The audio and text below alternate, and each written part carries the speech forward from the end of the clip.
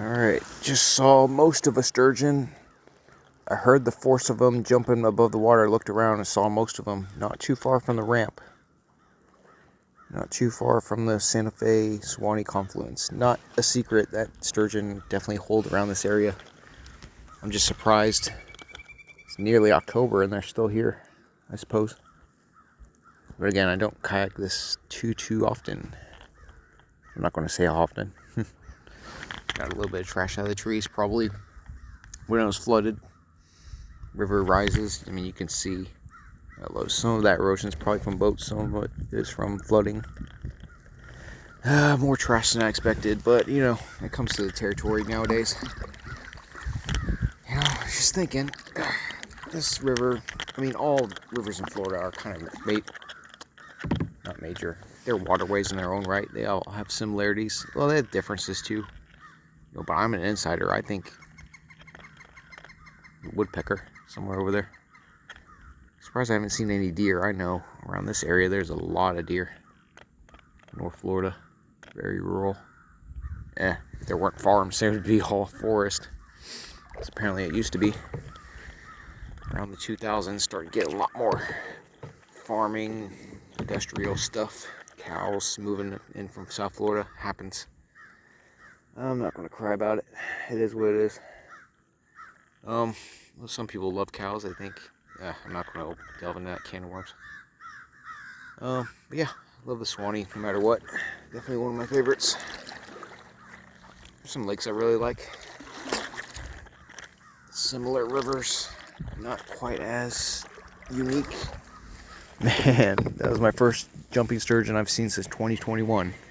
But, okay, I get it, woodpecker. That was a weird call. Look at that tree. Oh yeah, there's lots of diversity, rocks. Especially for a Florida river, you don't see rocks around rivers very often. Alright. I got things going on in my life. This might be, it's like saying hello, but also saying goodbye for a little while. Got a little bit complicated again. Might have another transition if things don't go a certain way. Not holding my breath too much. Maybe take some downtime in life. Can afford it. Sometimes it's worth it.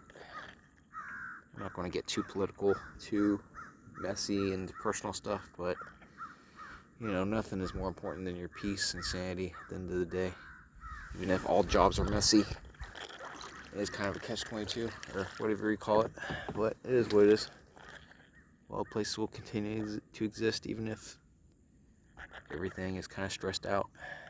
Hurricanes, flooding, invasive species.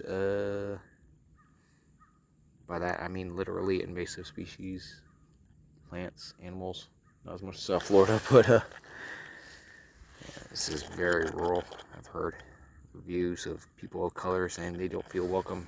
That's an unfortunate situation.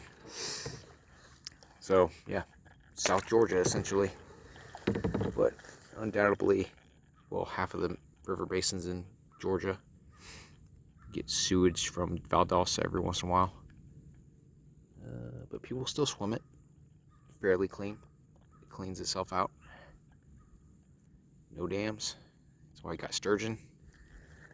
And I'm going to take it easy this weekend. Might go to a family party for a little bit. Life is good. Life has been... Sound like I was about to say that S word, but I was going to say something. I don't know. It's been good. It's been stressful. Yeah, that's what I was going to say. But whose life isn't stressful? You all get stronger, more adaptable, more resilient. And if you're in a messy, unsustainable situation, it's not going to last forever. So why fret it? But this is not philosophical talk. I think that's all I got. I know I'll be back. This is a good return. Even if I got rained out. Too close to sunset to really explore, really enjoy it. Got rained out a little bit, but it's okay. Life's good. Life's good when you have the free time, the energy, sanity to do stuff like this. Never know what you'll find. Oh yeah.